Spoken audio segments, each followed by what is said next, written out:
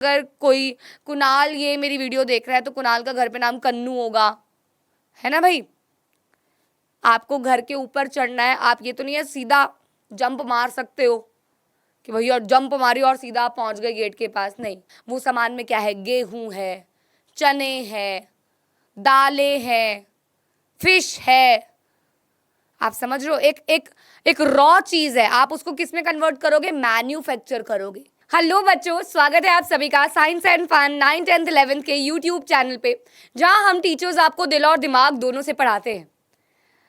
तो आज के इस लेक्चर में मैं आपको पढ़ाऊंगी सेक्टर्स ऑफ इकोनॉमी, यानी कि इकोनॉमिक्स का सेकंड चैप्टर क्लास 10th के लिए। ये चैप्टर आपके एग्जाम में सबसे ज्यादा वेटेज रखने वाला है पूरी इकोनॉमिक्स में। अभी हाल ही में मिड टर्म का ब्लूप्रिंट मिला केवी वाले बच्चों को, सेंट्रल स्कूल वाले बच्चों को, और उसमें भी इस चैप्टर की वेटेज थी 10 number, more than a history का चैप्टर। तो बस यार इस चैप्टर को वन शॉट में करना तो बनता ही था। तो मैंने सोचा चलो भाई बच्चों के सारे डाउट्स आज क्लियर कर देते हैं। हर एक टॉपिक आपको क्रिस्टल क्लियर हो जाएगा, एनसीईआरटी की हर एक चीज दिमाग में घुस जाएगी, साथ ही साथ हम इसके एनसीईआरटी क्वेश्चंस भी करने वाले हैं। तो let's begin the chapter sectors of economy. Chapter बहुत ही आसान सा है और इस चैप्टर के मोस्ट एक्सपेक्टेड क्वेश्चंस हमें पहले से ही पता होते हैं कि भैया यहां से क्वेश्चन आने वाला है। बहुत ही आसान सा चैप्टर है, क्योंकि सेक्टर्स ऑफ इकोनॉमी को तो आप पहले से पढ़ते हुए आ रहे हैं ना बच्चों। सेक्टर्स ऑफ इकोनॉमी का मतलब क्या होता है, इकोनॉमी के सेक्टर्स अलग अलग। चलिए कमेंट्स में बताइए कौन कौन से सेक्टर्स हैं, बताइए मुझे जल्दी से कौन कौन से सेक्टर्स के बारे में आप जानते हैं कि भैया ये सेक्टर्स मैम हम जानते हैं। आपको पता है सेक्टर्स अलग अलग बेसिस पे बने हुए हैं। हमने जो पहले पढ़े हुए हैं वो है प्राइमरी, सेकेंडरी एंड बच्चों टर्शरी। फिर हम बात करेंगे इसकी और दो बाइफर्केशंस के बारे में, economic activities and non economic activities.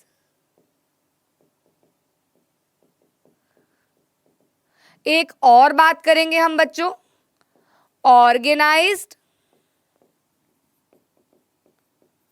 And unorganised.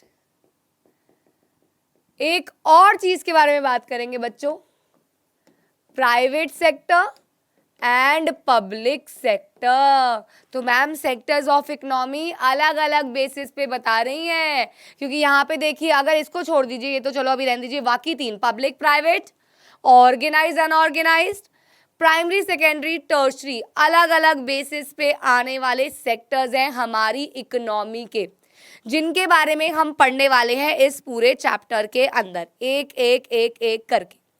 Differentiation आ जाता है एग्जाम में, किसी भी एक सेक्टर की इंपॉर्टेंस आ जाती है, किसी भी एक सेक्टर की नीड आ जाती है, why there is still a need of public sector. तो ऐसे ऐसे क्वेश्चंस बनेंगे जो मैं आपको बीच में ही हाईलाइट कर करके बताती रहूंगी।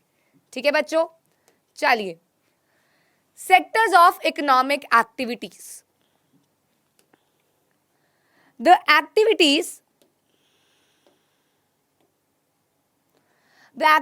विच are undertaken with the objective. देखिए दिमाग में है हमें ये काम करना है और उससे हमें क्या करना है बच्चों, पैसा कमाना है, हमें वो काम करके पैसा कमाना है, तो वो हो जाएगी बच्चों इकोनॉमिक एक्टिविटीज। इकोनॉमिक एक्टिविटीज, आप अगर मेरे पेड बैच के स्टूडेंट हैं साइंस एंड फन पे, जहां हमारा पेड बैच है वहां के अगर आप स्टूडेंट हैं, तो आप हमें कुछ फीस पे कर रहे हैं मिनिमल सी, लेकिन आप मुझे फीस तो पे कर रहे हैं ना, दैट मीन्स वहां पे पढ़ाना is an economic activity because I am getting paid for my service। तो ऐसी सारी एक्टिविटीज जहां पे आपको आपकी सर्विसेज देके या सामान देके पैसे मिले उसे कहा जाता है economic activities. Some of these activities produce goods and other produce services. तो दोनों चीजें हो सकती हैं बच्चों, गुड्स भी और सर्विसेज भी। कहीं आप गुड्स बेच रहे हो और you are getting money, then it is an economic activity. कहीं पे आप सर्विसेज दे रहे हो and you are getting money, तो then also it's an economic activity. Activities are classified in various groups which are known as sectors. Major sectors of economic activities are देखो economic activity के major sector कौन कौन से हो गए? Primary, secondary and tertiary, because तीनों sector से we are earning something. Organise, unorganise, because दोनों सेक्टर से we will earn something. Public and private. तो बेसिकली देखो सबसे पहले सेक्टर्स में इकोनॉमिक और नॉन इकोनॉमिक एक्टिविटीज आ गई. इकोनॉमिक एक्टिविटीज के अंदर 3 बेसिस आ गए, primary, secondary, tertiary, organise, unorganise, public and private. ठीक है, क्लियर? बस इतनी सी बात है, ज्यादा आपको घुमा फिरा के इस पीपीटी में नहीं मिलने वाला है, एकदम शॉर्ट में एकदम बढ़िया एकदम क्रिस्टल क्लियर मिलने वाला है. और सबसे पहले बात कर लेते हैं primary, secondary and tertiary sector की. तो सबसे पहले हम बात करेंगे प्राइमरी सेक्टर की. प्राइमरी सेक्टर का नाम ही प्राइमरी है. प्राइमरी मतलब सबसे फर्स्ट, सबसे पहला, प्राइमरी. यहीं से इन तीनों सेक्टर्स की सीढ़ियों की शुरुआत होती है. आपको घर के ऊपर चढ़ना है, आप ये तो नहीं है सीधा जंप मार सकते हो कि भैया जंप मारी और सीधा आप पहुंच गए गेट के पास. नहीं, you have to go step by step. So this is the first step in the economic sector, that is primary sector. This sector of the economy involves conversion of natural resources into primary products. Basically natural चीज़ों को exploit करके इससे products बनाए जाते हैं. For example agriculture, fishing, mining. This includes agriculture, forestry, fishing, mining, extraction of oil, gas. Since most of the natural products are obtained from agriculture, dairy, fishing, forestry, etc., it is also called agriculture and related sector.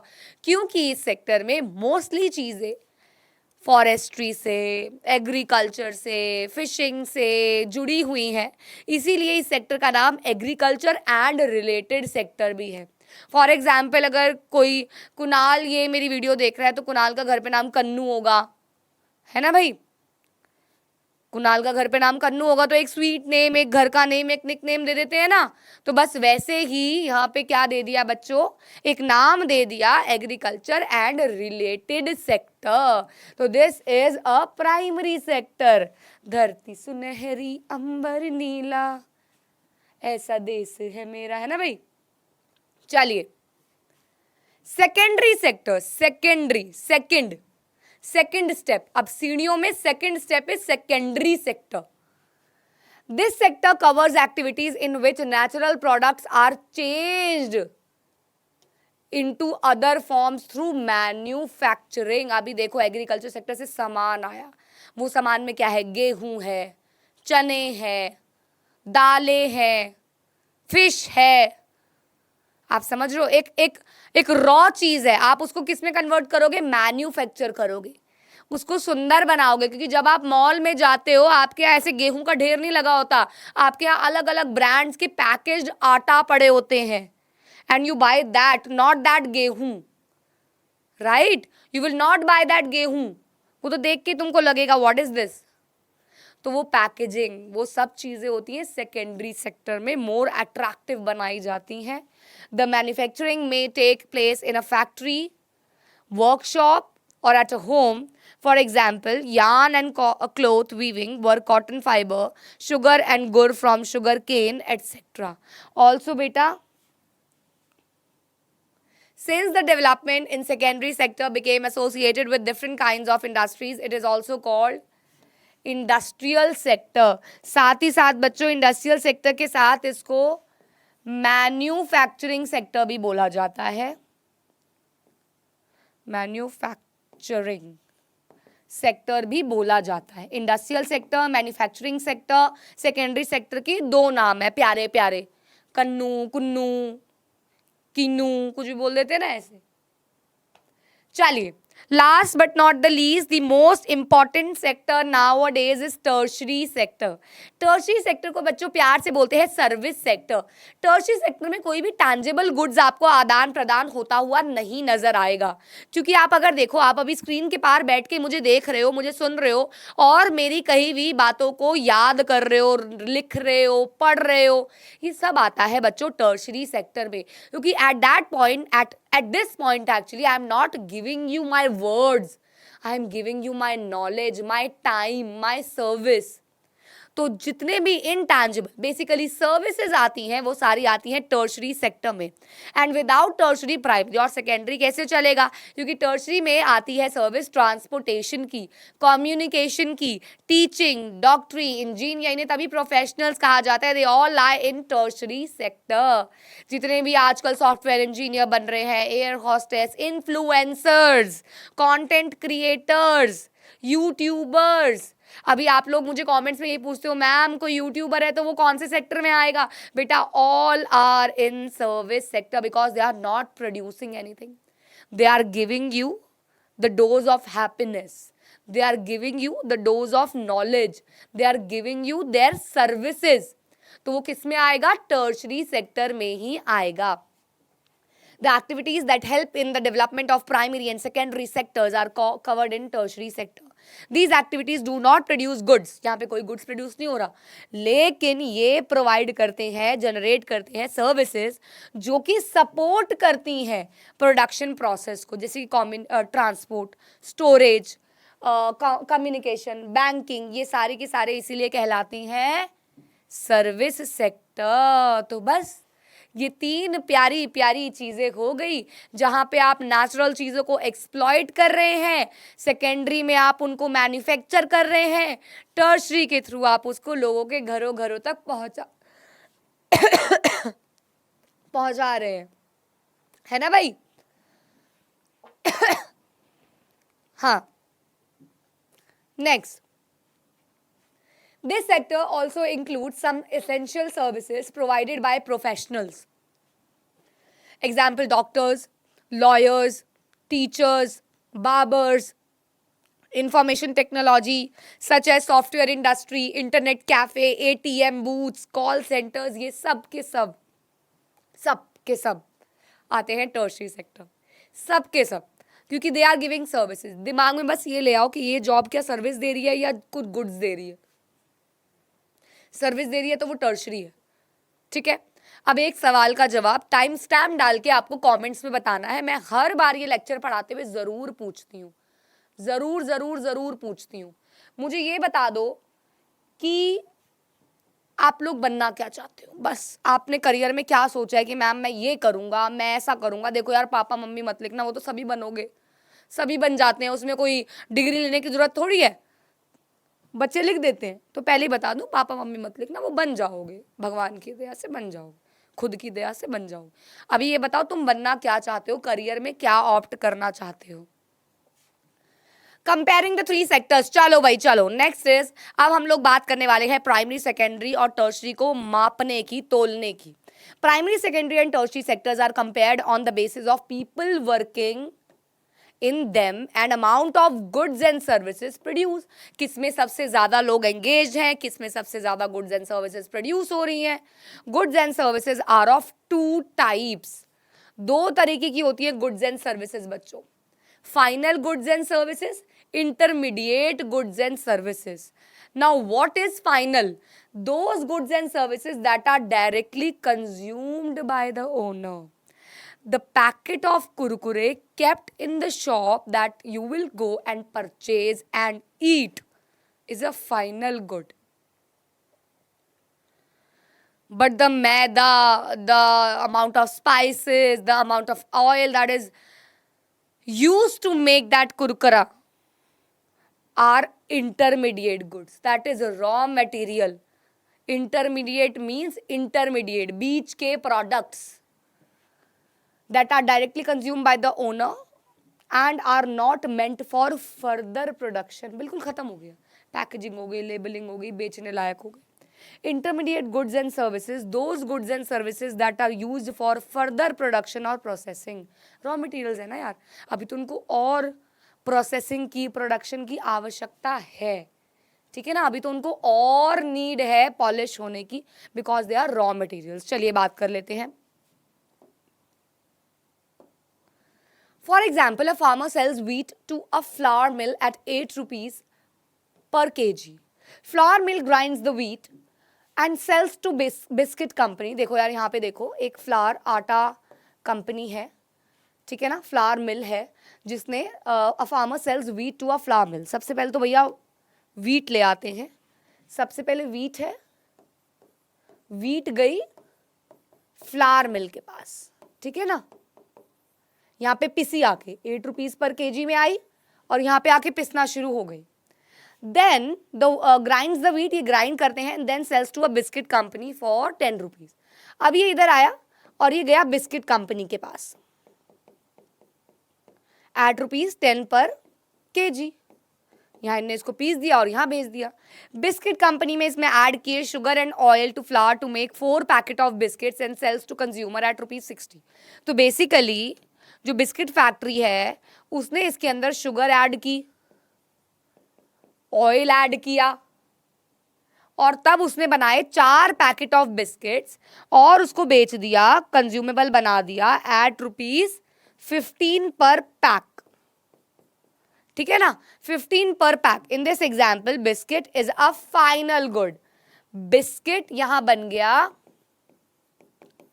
और ये बिक गया 15 रुपए पर pack पे, है ना भाई। तो biscuit is your final good, all these are your intermediate goods, intermediate goods, ठीक है बच्चों। और इसी के साथ आपकी टर्म निकल के आती है gross domestic product. What is gross domestic product? when you sum total all the final goods and services, all the final, I am highlighting the word final, all the final goods and services is known as a GDP, is known as a GDP।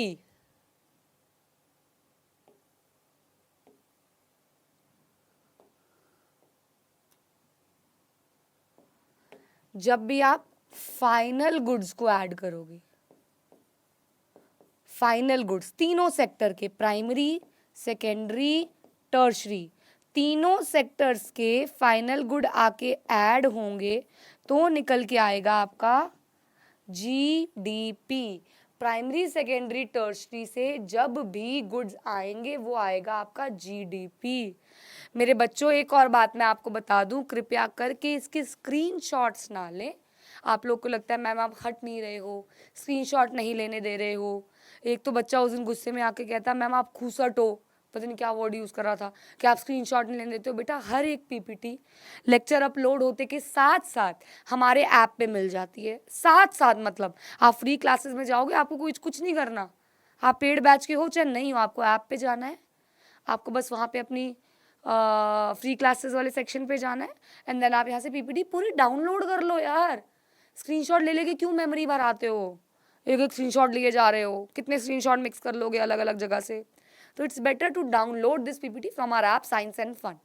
और please subscribe the Telegram channel, वहाँ पे भी I am sending a lot of things Science and Fun 9th 10th 11th से। जिस channel का नाम या YouTube पे है उसी चैनल का नाम या टेलीग्राम पे भी है, वहाँ पे मैं बहुत सारे अपने ऑफलाइन के मटेरियल्स भेजती हूँ, important question papers, mid term की assessments, everything that my children get from their school, that I get from my experience, वो सब कुछ वहाँ शेयर होता है, ठीक है।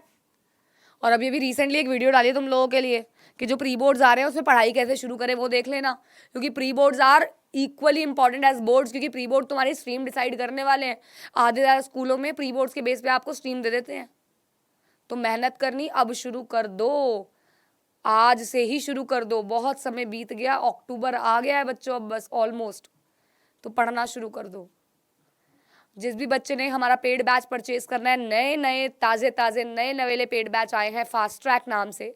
फास्ट ट्रैक फाउंडेशन बैच में आपको 10th का कोर्स मिल जाएगा मात्र 1299 रुपये में, जहाँ पे आपको चारों के चारों subject math, science, English, SST मिलने वाले हैं लाइव वीक में 3 days, दैट इज 3 days मतलब 3 days SST, 3 days math, 3 days science, 3 days English, यानी कि पूरा हफ्ता क्लास होने वाली है और संडे को डाउट सेशंस।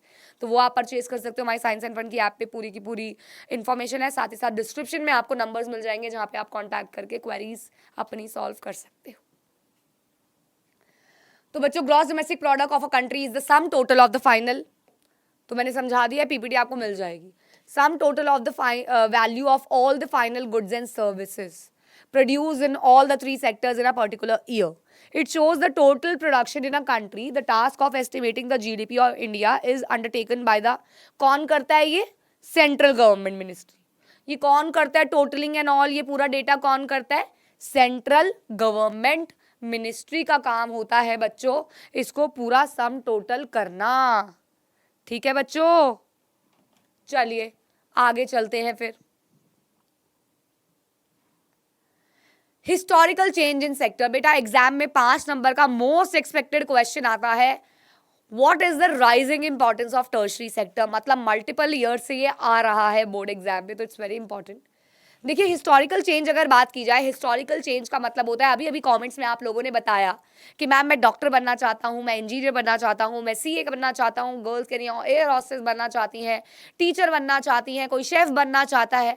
बेटा मैं कमेंट्स में यही ढूंढ रही थी कि क्या कोई फार्मर बनना चाहता है. हाँ, कोई कह रहा है फार्मर बनना है मैम मुझे. आवाज नहीं आ रही? नहीं बनना, किसी को फार्मर नहीं बनना ना, बिकॉज मैम हम पढ़ रहे हैं, हम पढ़ लिख के फार्मिंग थोड़ी करेंगे, हम तो बड़ी बड़ी कंपनियों में जॉब करेंगे मैम, हम तो पैकेज लेंगे, पैकेज सिस्टम बनाएंगे, सिस्टम है ना भाई. हम पढ़ ही इसलिए रहे हैं ना. तो देखा जाए तो you all have shifted to the tertiary sector. एक जमाना था 85% of India's population was engaged in only agriculture and related sector, but now this shift is drastic. Agriculture में अब वही लोग हैं जो उनके बच्चे अब देखो एक फार्मर है, उसके 4 बच्चे हैं, 4 में से एक भी पढ़ गया तो वो तो चला गया, बाकी 3 कर रहे हैं खेती बाड़ी. वहां पे नंबर कम होता जा रहा है. तो primary sector was most important sector in initial stages. शुरुआत में तो यार हाँ ये बहुत ही इंपॉर्टेंट थे. इनिशियल स्टेजेस में बात करें तो of development with new methods of farming more food जो था वो प्रोड्यूस होने लगा. लोगों ने धीरे धीरे इंडस्ट्री में काम करना शुरू किया और सेकेंडरी सेक्टर ने भी इंपॉर्टेंस गेन करी. ये ब्रिटिशर्स के जाने की बात है जब इंडस्ट्रियल सेक्टर चढ़ने लगा. This led to start of different services. जैसे कि अब देखो सेकेंडरी सेक्टर आया तो ट्रांसपोर्ट की रिक्वायरमेंट पड़ी, सामान बनेगा तो कोई लेके भी तो जाएगा ना कंज्यूमर्स के पास, रिटेलर्स के पास. बैंकिंग की जरूरत पड़ी लोन्स लेने की. Health sector, education sector. At present tertiary sector is the most important in terms of production and employment. तो सबसे ज़्यादा प्रोडक्शन एंड सबसे ज़्यादा एम्प्लॉयमेंट जनरेट करने वाला सेक्टर इज टर्शरी. एक क्वेश्चन आता है बच्चों एग्जाम में, ओहो I am sorry, learning new things. Question ये आता है, maximum share of GDP arises from tertiary sector. Still,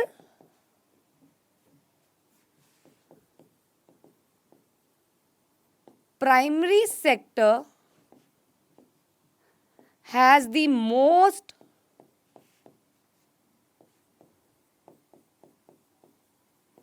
employed people. How?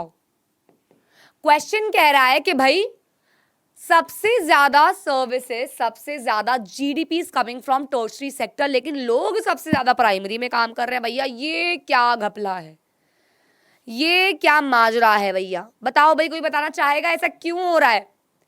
सबसे ज्यादा लोग जीडीपी टर्शरी से आ रहा है लेकिन लोग प्राइमरी में है. तो इसका सबसे बड़ा कारण है बच्चों, सबसे बड़ा कारण है इसका बच्चों disguised unemployment that prevails in farming sector, rural sector. इसे प्यार से हिडन भी बुलाते हैं, हिडन एम्प्लॉयमेंट, क्योंकि this unemployment is hidden in nature, छुपी हुई है. एक खेत है, खेत में 4 जने पूरी खेती मस्त एकदम कर सकते हैं, कर रहे हैं. फार्मर जी कहते हैं बीवी को भी चलना, तू भी खेत पे चल ले आज. बच्चों कहते हैं तुम भी खेत पे चल लो आज, चलो भाई सारे चल लो भाई. 8-8 जने लग गए खेत पे. क्यों? जब 4 जने पूरे खेत को खेती कर सकते हैं तो 8 क्यों? वो rest of the 4 are disguised and employed, that is they are visibly employed but actually they are working less than their capability. उल्टा वो 4 लोगों को भी कम काम करने दे रहे हैं। घर में पेंट वाले लगे हैं, एक रूम एक जना पेंट कर सकता है, 3 जने आ जाएं जल्दी काम हो जाएगा, लेकिन वो लोग अपने कैपेबिलिटी से कम काम कर रहे हैं। पेंट तो एक ही कमरा करना है। सेम बात होती है फार्मिंग सेक्टर में, तो वहां पे लोग तो बहुत ठुसे हुए हैं लेकिन प्रोडक्शन उतनी की उतनी है। उन 4 जनों के आने से प्रोडक्शन नहीं बढ़ गई, क्योंकि एरिया तो वही है ना यार, प्रोडक्शन नहीं बढ़ती। तो ये सबसे बड़ा कारण है, और ये एग्जाम में कभी कभी पूछ लेते हैं, मन में होता है पूछ लेते हैं भैया। चलो चलो कुछ क्वेश्चन आपसे पूछते हैं, आप लोग मुझे कमेंट्स में बताएंगे, ठीक है। The group of activities associated directly using natural resource is under the which sector? Natural resource को यूज करके जो एक्टिविटी की जाती है वो कौन सी है? भाई बताओ, 30 सेकेंड्स है तुम्हारे पास।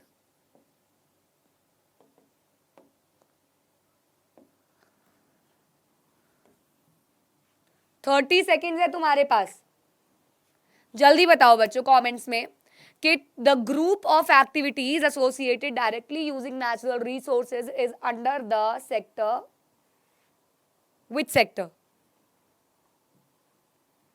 बताइए।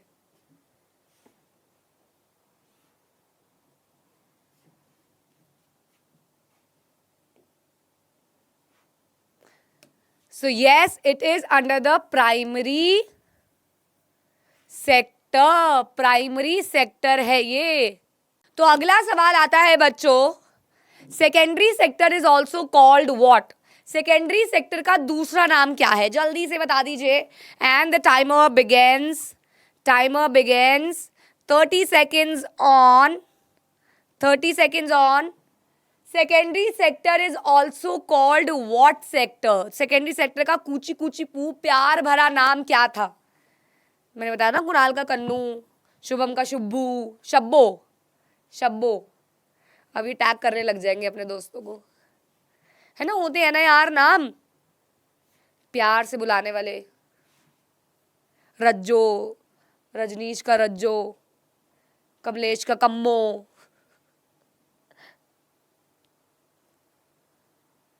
ये कुछ ज़्यादा ही टाइम लग गया, आई एम सॉरी, टाइम ज़्यादा लग गया, 5 मिनट लग गया था। तो यहाँ पे आ जाएगा आंसर इंडस्ट्रियल सेक्टर। जिसने मैन्युफैक्चरिंग लिखा है उसका भी सही है।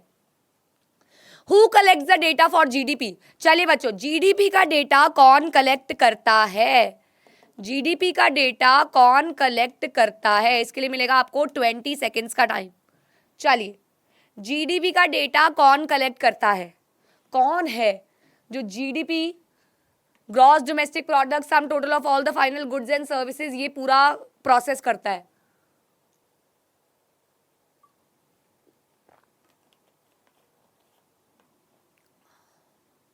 बताइए बच्चों। Okay, countdown ended. तो central government, right, ministry. Which sector has grown in importance nowadays? तो इसका आंसर है टर्शरी सेक्टर। अभी के टाइम पे सबसे ज्यादा जो ग्रो कर रहा है वो है टर्शरी सेक्टर। ओके, चलिए, primary, secondary and tertiary sectors in India. Total जी, अब देखो ये ना थोड़ा डेटा वाला चीज आ जाएगी, बस मैं पढ़ पढ़ के बोलती रहती हूँ तुम्हारे सामने, क्योंकि थोड़ी सी डेटा बेस्ड चीजें हैं, परसेंटेजेस हैं, कौन सा सेक्टर कितना कंट्रीब्यूट कर रहा है। Total GDP in India was above 5 lakh crore in 1973-74 with dominance of primary sector, primary. But in 2013-14, after the gap of 40 years, the GDP is above 5 lakh 50, 1, 10, 100,000, 10,000 lakh, 10 lakh, 55 lakh crore with tertiary sector as the dominant sector. तो ये तो पता ही है यार, हमें मत बताओ tertiary sector सबसे ज्यादा बूम पे है इस टाइम पे। ये तो इन बच्चों के कमेंट्स ही बता देते हैं, ये तो इन बच्चों के कमेंट्स ही बता रहे हैं, है ना भाई। चलिए, तो यहां आता है सवाल जो मैं आपको बोल रही थी कि बच्चों एग्जाम में आ जाता है, rising importance of tertiary sector. Very very important. 5 number का क्वेश्चन बनता है एग्जाम में, very important, rising importance of tertiary sector, that is tertiary sector की इंपॉर्टेंस कैसे बढ़ती चली जा रही है। तो tertiary sector has replaced the primary sector as the largest producing sector. तो टर्शियरी सेक्टर आया और प्राइमरी सेक्टर को लात मार के चला गया in the terms of production. The reasons for this are, देखिए बेटा, बेसिक सर्विसेज जैसे कि hospitals, education institutions, postal services, police station, banks, insurance companies, administrative offices, defence, ये सब चीज़ें इंक्रीज हुई हैं। सारी की सारी चीज़ें लोगों की डिमांड्स में आई है जो पहले नहीं थी। Greater development in primary and secondary sector has induced demand for service sector। जैसे जैसे प्राइमरी और सेकेंडरी ग्रो करा उसे टर्शियरी सेक्टर और ग्रो करा, क्योंकि टर्शियरी सेक्टर में सारी सर्विसेज आती है जो इन दोनों को सपोर्ट करती हैं। With the rise in income certain services जैसे कि डिमांडेड लाइक टूरिज्म, लोगों का पैसा बढ़ रहा है बैंक में, तो टूरिज्म हो गया, शॉपिंग, ई शॉपिंग करते हैं अब सारे, प्राइवेट हॉस्पिटल्स हो गए। यार देखो ना, आप ई लर्निंग कर रहे हो ना, कहाँ बैठे हो आप, कोई लखनऊ से है, कोई कहाँ से हो यार आप लोग, बताओ जरा कमेंट्स में कहाँ से देख रहे हो यार, मुझको यार खुश करो मैम को कि कहाँ से बच्चे हमको देख रहे हैं, हमसे पढ़ रहे हैं, हमें प्यार दे रहे हैं। भाई पिछले साल तो बच्चों ने इतना प्यार दिया, इतना प्यार दिया कि पूछो मत, बट इस बार भी दे रहे हैं एज यूजुअल। एग्जाम आते हैं तो आप लोगों को हमारी याद आती ही है। Professional training etcetera which enhances service sector, तो ये सारी सर्विस सेक्टर को इम्प्रूव करती हैं। ड्यू टू ग्लोबलाइजेशन, ग्लोबलाइजेशन का मतलब होता है when your product is available globally. Technological development भी हुई, इंडिया मार्केट्स में बहुत सारी चीज़ों का डेवलपमेंट हुआ, जैसे कि information technology, communication technology, which have become important and essential. However, not all the service sector is growing. Obviously, service, देखो ये भी क्वेश्चन आ जाता है, देखो not all the service sector is growing. Explain कि भैया सारा सर्विस सेक्टर भी ग्रो नहीं कर रहा है जो तुम सर्विस सेक्टर के बोलबाले कर रहे हो। क्यों बेटा? Services that employ highly skilled and educated people are growing, लेकिन large part of service sector that employ small shopkeepers, rickshaw pullers, repair persons, ये तो अभी भी वैसे के वैसे ही है। एक रिक्शा चलाने वाला एक बड़ी कंपनी में रेड़ा ही चला रहा है, फ्रिज लाद के लेके जा रहा है, तो ये चीज़ें उतनी की उतनी, वैसी की वैसी ही है, ये इम्प्रूव नहीं हुई है। नाउ एम्प्लॉयमेंट की बात कर लेते हैं, चलिए बच्चों, employment of people in different sectors. तो यहाँ तक आपका primary, secondary and tertiary sector का होती है समाप्ति। हमने तीनों सेक्टर्स ढंग से पढ़ लिए, इनकी इंटरडिपेंडेंसी पढ़ ली, टर्शियरी सेक्टर की इंपॉर्टेंस पढ़ ली, हर चीज़, GDP, final goods, intermediate goods, सब कुछ हमने पढ़ लिया। बच्चों आपको कोई भी डाउट अगर रह रहा हो तो कृपया करके या तो वीडियो को पीछे करके देख लीजिए या फिर कॉमेंट्स में लिख दीजिए, मैं सबके कॉमेंट्स पढ़ती हूँ। आपकी कमेंट्स मुझे बूस्ट करते हैं, मोटिवेट करते हैं, मैम ये वाला आप चैप्टर लेके आना ना, मैं वो पढ़ती हूँ और मैं करने की कोशिश करती हूँ बस। More than half of working population are engaged in primary activities, mainly agriculture, therefore more people work than actually needed। ये अभी मैंने आपको एक्सप्लेन किया था ना, वही है। क्या है ये? डिस्गाइज अनएम्प्लॉयमेंट है बच्चों। ये है अंडर अनएम्प्लॉयमेंट का केस और disguise. Under unemployment is a situation in which a person is working less than his or her capability. For example, if I am able to teach for 10 hours a day, but I am teaching just 2 to 3 hours because of my family, because of my kid, because of my other works, so that is underemployment because I am working less than my capability. Underemployment also occurs in urban areas. There are thousands of casual workers जैसे कि plumbers, painters, repair workers, odd job craftsmen, carpenter who search for daily employment in the towns and cities. उनको रोज का काम कभी मिलता है कभी नहीं मिलता, तो they are underemployed. They are not working as per their capability. Creating more employment. अब आप ये क्वेश्चन आ जाता है यार एग्जाम में एक कि how employment can be generated in rural और अर्बन एरियाज। या तो रूरल का आ जाएगा, इस बार मिड टर्म में बहुत आया ये सवाल, बहुत आया। कहाँ लिख दूँ? यहाँ लिख दूँ? ओफो,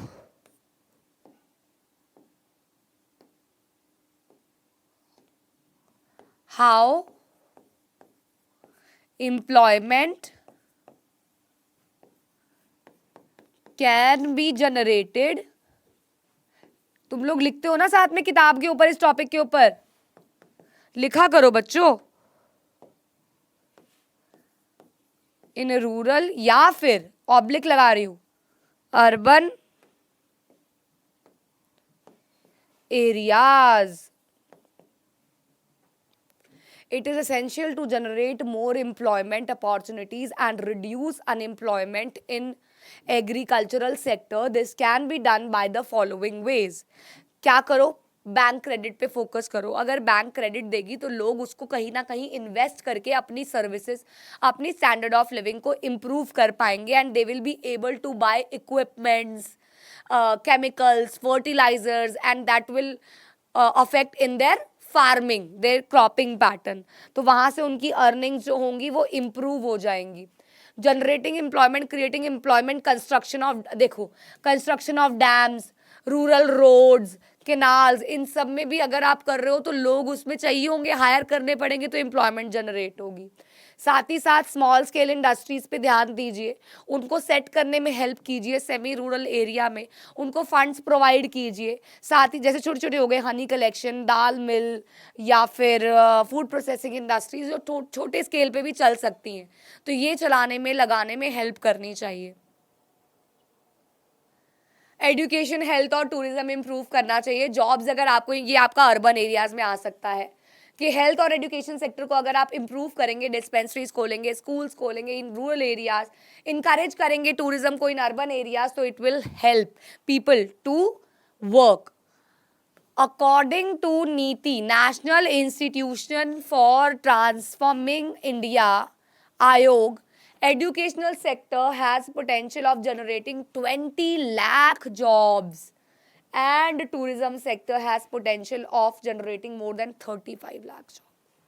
देख रहे हो सर्विस सेक्टर, आप देख लो ना यूट्यूब पे ही कितने टीचर्स हैं, ऑफलाइन में कितने टीचर्स हैं, स्कूल में कितने टीचर्स हैं, छोटे छोटे घरों में कितने टीचर्स हैं, है कि नहीं? कितने टीचर्स हैं बच्चों. तो जॉब्स क्रिएट होती हैं टूरिज्म और टीचिंग में. चलिए इसी के थ्रू एक सरकार ने एक स्कीम निकाली, मनरेगा, Mahatma national rural employment guarantee act, national rural employment guarantee act 2005. यह आया 2005 में बच्चों.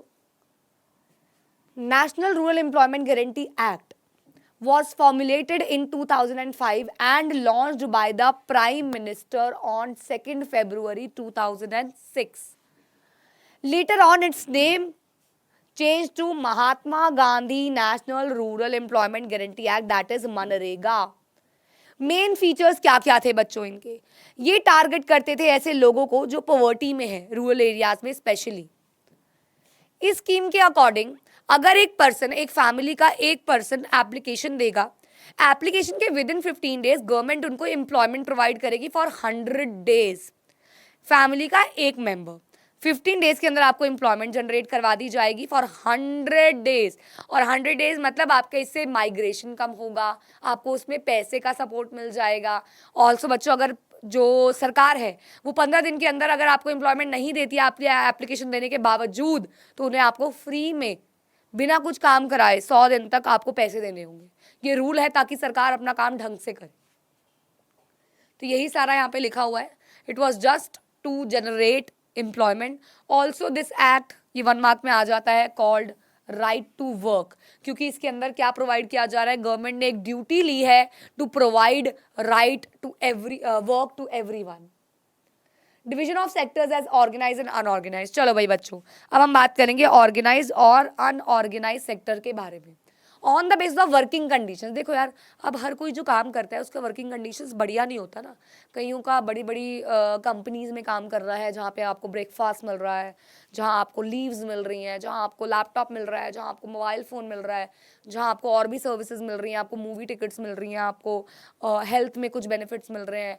लेकिन ऐसे भी काम है जहाँ आपको रोज़ गालियाँ मिल रही हैं, घुमा के लात पड़ रही है ना भाई. ऐसे भी काम है, ऐसे भी जॉब्स हैं. तो ये 2 तरीके के जो जॉब्स हो गए वो हो गए आपके, एक तो ऑर्गेनाइज्ड और एक हो गया unorganised. As the name suggest, this is organised. Everything is organised, time, wages fixed है, अलाउंसेस, रूल्स एंड रेगुलेशंस, लेकिन यहाँ नहीं है, अनऑर्गेनाइज्ड, ऑर्गेनाइज्ड ही नहीं है। ऑर्गेनाइज सेक्टर की बात करते हैं, इट कवर्स दोज एंटरप्राइजेस जो भी रेगुलर एम्प्लॉयमेंट दे रही है। रेगुलर एम्प्लॉयमेंट ये रजिस्टर्ड होती हैं गवर्नमेंट के द्वारा and follow rules and regulations, जैसे कि factory act, minimum wages act, payment of gratuity act, आपको फंड्स मिलेंगे, प्रोविडेंट फंड मिलेगा, आपको ग्रेच्युटी पेमेंट मिलेगी, आप जब बूढ़े होगे तो आपको पैसा मिल जाएगा, शॉप एंड एस्टैब्लिशमेंट एक्ट, तो ये सबको फॉलो करते हैं because they are registered under the government. Workers have job security होती है इनके पास, वर्कर्स के पास फिक्स नंबर ऑफ आवर्स काम करना होता है, अगर वो एक्स्ट्रा काम करते हैं तो उनको पैसे मिलते हैं उसके, बेटर वेजेस होती हैं, बेनिफिट्स होते हैं, PF, medical leaves, paid holiday etcetera. Management ensure करती है गुड वर्किंग कंडीशन, जैसे कि clean drinking water, safe working environment, AC, खाना, सब खाना भी नहीं अगर तो, लेकिन सेफ एनवायरनमेंट होता है ऑर्गेनाइज में। वहीं अनऑर्गेनाइज में ये स्मॉल और स्कैटर्ड होते हैं, अनरजिस्टर्ड होते हैं, गवर्नमेंट को पता भी नहीं होता ये है भी, कोई रूल्स एंड रेगुलेशंस फॉलो नहीं किए जाते, वर्कर्स को बहुत कम वेजेस मिलते हैं, उल्टा उन्हें पेड लीव्स या पेड हॉलीडेज भी नहीं प्रोवाइड की जाती even when they are sick. Working conditions बहुत ही ख़राब होती है, कोई जॉब सिक्योरिटी नहीं होती, आपको आज बोल दिया जाएगा कल से काम पे मत आना वाली चीज़।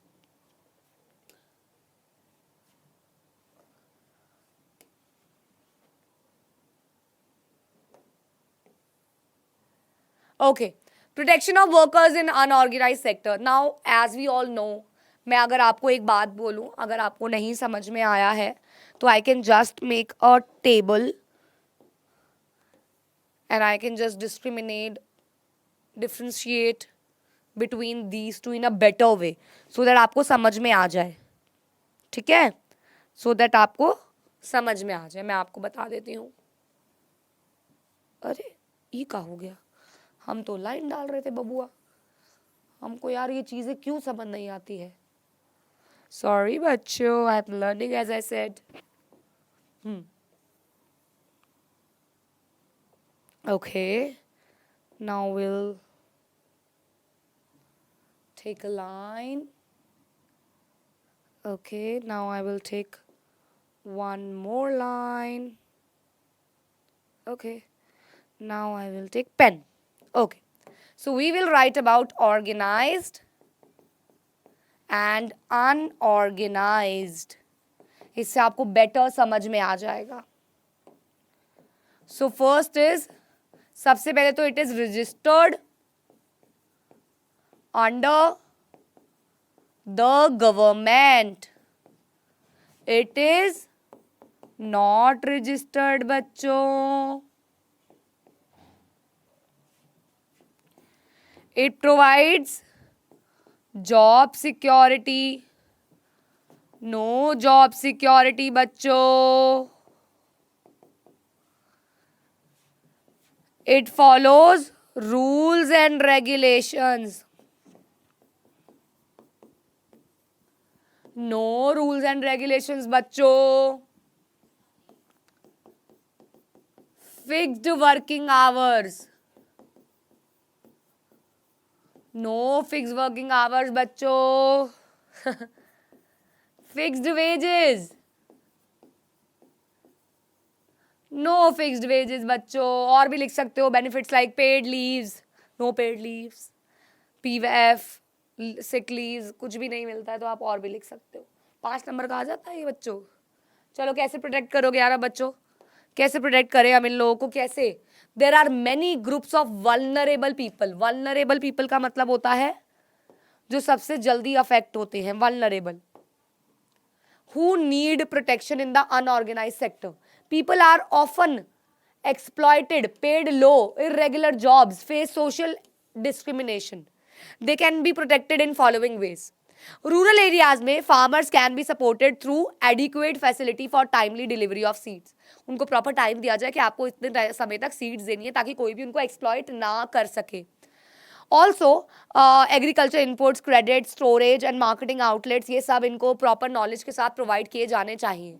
अर्बन एरियाज में small scale industries can be protected by government support for procuring raw materials and marketing of output. इसमें गवर्नमेंट अगर इंटरवीन कर लेगी, गवर्नमेंट अगर आइडेंटिफाई कर लेगी कि अनऑर्गेनाइज सेक्टर कहाँ कहाँ है जहाँ ये सब हो रहा है, तो ये चीजें कम हो सकती हैं।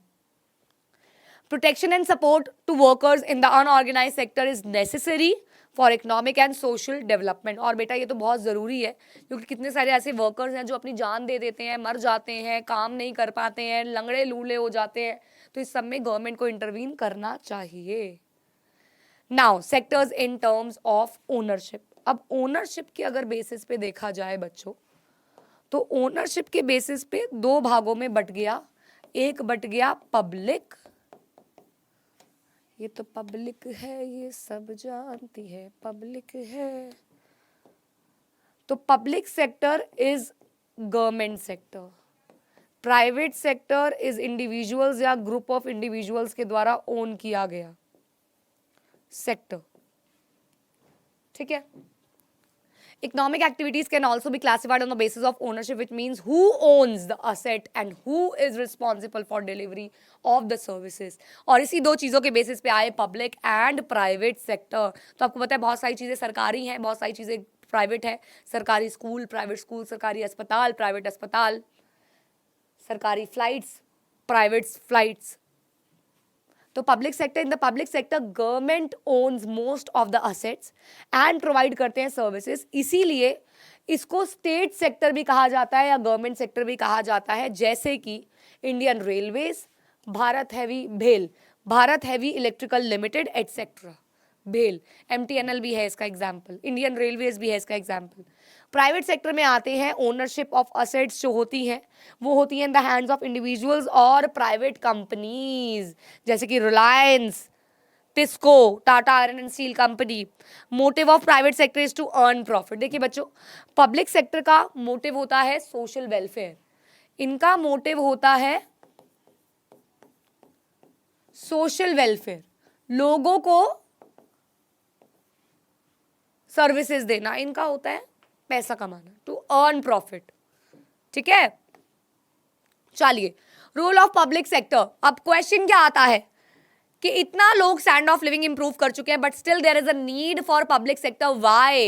Why still there is a need of public sector? Because development infrastructure which is done by developing. देखो यार, बहुत सारी ऐसी चीज़ें हैं जो देश में अभी भी सरकार के हाथ में रहे तो अच्छी है, जैसे एजुकेशन, जैसे कि हेल्थ।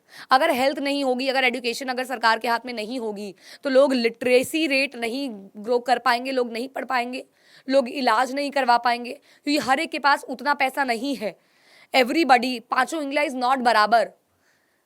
बहुत सारे ऐसे लोग हैं जो आज भी सिर्फ सरकारी अस्पतालों, सरकारी स्कूलों, सरकारी बैंकों के भरोसे चलते हैं। ये प्राइवेट सेक्टर्स को भी फंड प्रोवाइड करती हैं सो दैट वो एम्प्लॉयमेंट जनरेट कर सके। ये फार्मर्स को भी सपोर्ट करती हैं, उनके राशन PDS सिस्टम चलता है ना, जिसमें वो राशन को बहुत कम दामों में सरकार गरीबों में बेचती है। PDS सिस्टम 9th में फूड सिक्योरिटी में भी पड़ा है। हेल्थ केयर फैसिलिटीज़ प्रोवाइड करती हैं, एलिमेंट्री एजुकेशन प्रोवाइड करती हैं, ऑल्सो डीलिंग विथ प्रॉब्लम जैसे कि malnutrition, high infant mortality rate, unsafe drinking water, lack of housing, food and nutrition. ये सब सरकार के हाथ में होना चाहिए ताकि ये इसको बेटर कर सके, इसको इम्प्रूव कर सके। Government should provide cheap to farmers so that they can buy seeds for cheap credit। तो क्वेश्चन क्या है? पता नहीं, कुछ गलती है यार इसके अंदर, ये बता दो। Which act is also known as right to work. चलो बच्चों जल्दी से कमेंट में बता दो, विच एक्ट इज कॉल्ड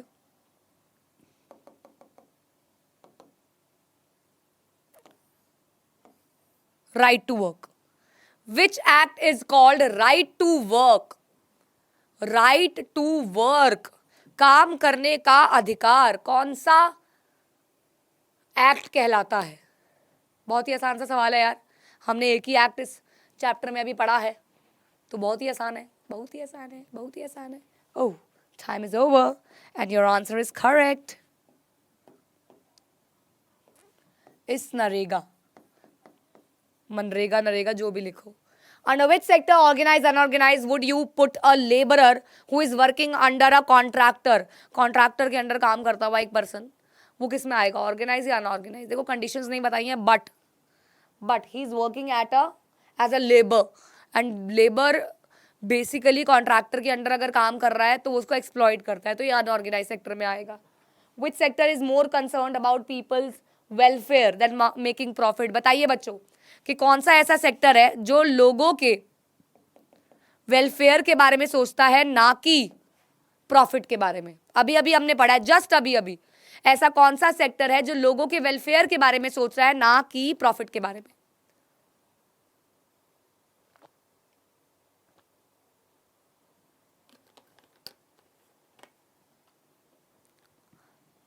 ना कि प्रॉफिट के बारे में. तो yes, it's public sector. Public sector. तो इसी के साथ बच्चों हमारा पूरा ये चैप्टर होता है खत्म, खल्लास, ओवर. इसके बाद मैंने कुछ एनसीईआरटी क्वेश्चंस आपके लिए लगा दिए हैं, जल्दी जल्दी इसको डिस्कस कर लेते हैं. जैसे फिलिंग द ब्लैंक्स यार, employment in the service sector dash increase to the same extent production. तो इंक्रीज हुई है या नहीं हुई है? तो नहीं इंक्रीज हुई है, has not. Workers in the dash sector do not produce goods. तो कहाँ प्रोड्यूस नहीं करते हैं? टर्शरी में गुड्स प्रोड्यूस नहीं होते हैं, एग्रीकल्चर में होते हैं. Most of the workers in the dash sector enjoy job security. तो ऑर्गेनाइज में जॉब सिक्योरिटी इंजॉय करते हैं workers. A dash proportion of laborers in India are working in the unorganized sector. तो बहुत ज़्यादा लोग जो है वो अनऑर्गेनाइज सेक्टर में काम कर रहे हैं. Cotton is a dash product and cloth is a dash product. तो cotton is a natural product and cloth is a manufactured product. The activities in primary, secondary and tertiary sector are independent या interdependent? तो बच्चों interdependent है तीनों के तीनों sectors में जितनी भी एक्टिविटीज हो रही है. Choose the most appropriate answer. The sectors are classified into public and private sector on the basis of what? Employment conditions, the nature of economic activity, ownership of enterprise या number of workers employed in the enterprise.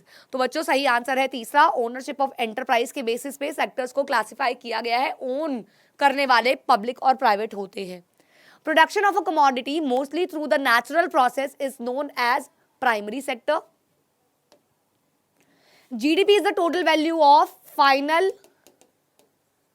all final goods and services produced in a particular year. In terms of GDP, the share of tertiary sector in 2013 to 14 is between the percent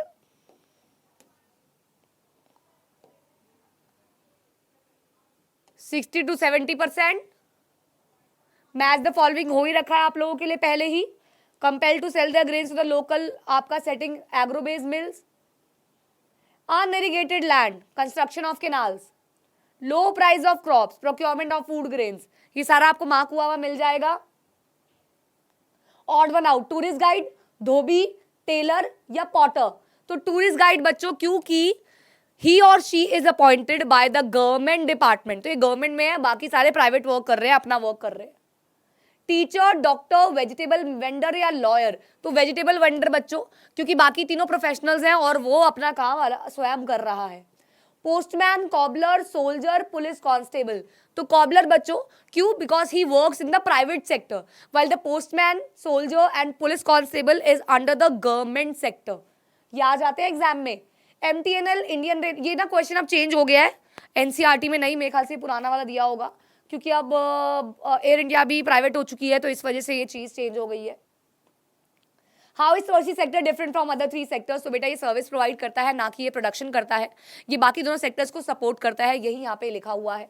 second, what do you understand by disguise and employment? पूरा का पूरा मैंने आपको explain करके समझाया है अभी पीछे, जिसके अंदर आपको यही बताना है कि जहाँ पे लोग काम कर रहे हैं अपनी कैपेबिलिटी से कम और रिक्वायरमेंट से भी ज्यादा. Distinguish between open unemployment and disguise unemployment. तो बच्चों open unemployment is a situation जब एक पर्सन काम ही नहीं ढूंढ पाता है, उसके पास काम ही नहीं होता है. डिस्गाइज में वो काम कर रहा है लेकिन वो कम काम कर रहा है. यहाँ पे एक ऐसी सिचुएशन है जब पर्सन को काम नहीं मिल रहा है अपने पसंद का. ये तो सेम ही हो गया. Person is able to willing to work but does not but does nothing. वो काम करना चाह रहा है लेकिन उसको काम नहीं मिल रहा है। यहाँ पे एक पर्सन काम करता हुआ दिख रहा है लेकिन फुली एम्प्लॉयड नहीं है। यहाँ पे ये पर्सनल आइडेंटिटी खो देता है, अपना सेल्फ रिस्पेक्ट। लेकिन यहाँ पे वर्कर एटलीस्ट दिखाता है कि मैं काम तो कर रहा हूँ। Tertiary sector is not playing any significant role in the development of Indian economy. क्या इस बात से आप अग्री करते हो? तो बिल्कुल भी नहीं। वो प्रॉपर कंट्रीब्यूट कर रहा है प्राइमरी और सेकेंडरी के लिए। तो बच्चों, टर्शरी एक देवता है। टर्शरी इस चीज में बहुत एडअप करता है देश की नेशनल इनकम में। एजुकेशन हो गया, हेल्थ सेक्टर हो गया, मैक्सिमम एम्प्लॉयमेंट जनरेट कर रहा है। एजुकेशन और टूरिज्म जो सर्विस सेक्टर में ही आता है, तो कॉन्ट्रीब्यूट तो बच्चों बहुत कर रहा है। वर्कर्स एक्सप्लॉइट किए जाते हैं अनऑर्गेनाइज सेक्टर में। क्या आप अग्री करते हो? क्यों? तो बच्चों, आपको यहाँ पे सारा आंसर दे दिया। अभी बताया गया कि क्योंकि उनके पास जॉब सिक्योरिटी नहीं है, फिक्स वेजेस नहीं है, फिक्स टाइम इंटरवल नहीं है, तो उनको एक्सप्लॉइट किया जाता है बाय देयर ओनर, ये सोच के कि यार ये क्या ही करेंगे, इनको ये किसको ही जाके बोलेंगे। How are the activities in the economy classified on the basis of employment conditions. तो यहाँ आपको पूरा का पूरा एक्सप्लेन करना होगा organise and unorganise. You can skip this question, क्योंकि अगर आपने इसका डिफरेंशिएशन किया है तो आप बॉक्स में भी सीधा दे सकते हैं। ऑब्जेक्टिव ऑफ नरेगा, नरेगा का ऑब्जेक्टिव पूरा एक्सप्लेन करना है। 100 डेज की इंप्लॉयमेंट देनी है, right to work as act करेगा, माइग्रेशन को कम करना है, एम्प्लॉयमेंट रेशियो को बढ़ाना है। How public sector contributes to the economic development. बेटा जी, गवर्नमेंट ने रिस्पॉन्सिबिलिटी ली है कि बेसिक सर्विस तो भैया मैं ही प्रोवाइड करूंगा, क्योंकि अगर प्राइवेट सेक्टर वालों के पास उठ गया, प्राइवेट सेक्टर वालों के पास अगर जिम्मा दे दिया तो वो तो बस पैसा ही खाते रह जाएंगे और बेसिक लोगों को नहीं प्रोवाइड करेंगे services. The economic development of a country depends upon the development of the people, and if people are deprived of basic necessities, तो क्या हो जाएगा बच्चों? कंट्री की इकोनॉमिक डेवलपमेंट जो है वो अफेक्ट हो जाएगी। क्यों? क्योंकि अगर उनको एजुकेशन नहीं मिलेगी, यार प्राइवेट सेक्टर तो पैसा कमाने बैठा है, वो लोगों की सर्विस, वो लोगों की वेलफेयर नहीं करने बैठा है। अगर वो लोगों की वेलफेयर करेगा तो वो क्या पैसा कैसे कमाएगा? तो government encourages small and large industries और एम्प्लॉयमेंट भी प्रोवाइड करती है। Workers in unorganised sector need protection and the following issues, wages, safety, health, ये सब के द्वारा आप बता सकते हो कि क्या किया जाए। गवर्नमेंट को इंटरवीन करना पड़ेगा, क्रेडिट फैसिलिटीज बढ़ानी पड़ेंगी, फिक्स्ड वर्किंग आवर जैसी चीज़ें करनी पड़ेंगी, आइडेंटिफाई करना पड़ेगा अनऑर्गेनाइज सेक्टर को कि कहाँ कहाँ है, खोज खोज के निकालना पड़ेगा। तो this was your complete sectors of economy chapter by Rima ma'am. Also बच्चों, अगर आपने हमारा पेड बैच ज्वाइन करना है तो this is the time, because now we are working hard for your boards. We and you, हम दोनों मिल के हम सब एकदम बोर्ड्स को फोड़ने वाले हैं, just like the last time. Science में Ashu sir taught 45,000 plus students, I taught 20,000 plus students, Ushank sir taught 20,000 plus students. तो हम लोगों ने इतने इतने बच्चों को पढ़ाया है एंड रिजल्ट बोलता है। आप जाके मैराथॉन्स के नीचे कॉमेंट्स पढ़ सकते हैं। तो बस उसी कमेंट्स के बेसिस पे, उसी रिस्पांस के बेसिस पे you can join our paid batch which is on science and fun की ऐप। ऑल्सो अगर आपको ये सेशन पसंद आया हो तो लाइक करना है, कमेंट करना है कि नेक्स्ट आपको वन शॉट किस चैप्टर पे चाहिए। वैसे मैं टर्म 1 के सारे ही चैप्टर्स पढ़ा चुकी हूँ, लेकिन जैसे फेडरलिज्म के 2 पार्ट्स में आए हुए थे, सेक्टर्स के 2 पार्ट्स में आए हुए थे, तो मैंने इसको इसलिए वन शॉट में कर दिया। स्टिल अब हम स्टार्ट कर देंगे आपका सेकेंड टर्म के चैप्टर्स लाना, like age of industrialisation, print culture and globalisation. तो ये सारे चैप्टर्स अब धीरे धीरे आने शुरू हो जाएंगे। लेकिन सबसे पहले आपको नेक्स्ट चैप्टर कौन सा चाहिए नेक्स्ट वीक, वो आप मुझे बता दीजिएगा कमेंट सेक्शन में। फास्ट ट्रैक बैच आप परचेज कर लीजिएगा अगर आपको करना है तो हमारे साइंस एंड फन के ऐप से।